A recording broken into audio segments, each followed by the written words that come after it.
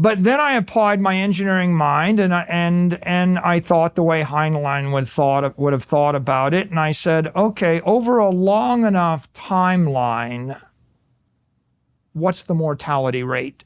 Okay, short, people that think short time think about weeks or months or years. I thought, well, let's try 100 years. I looked over 100 years and I realized that at a 2% inflation rate, and that's the rate at which we mine more gold, at a 2% inflation rate, that means the half-life of gold is about 36 years, which means that the value of the gold you hold is cut in half 3 times over 100 years, which means that if you started with the 100, you ended up with 12.5% of the money you started with over 100 years. Explain that in a little more detail. How does that happen with gold? Say you owned 100% of the supply of gold this year.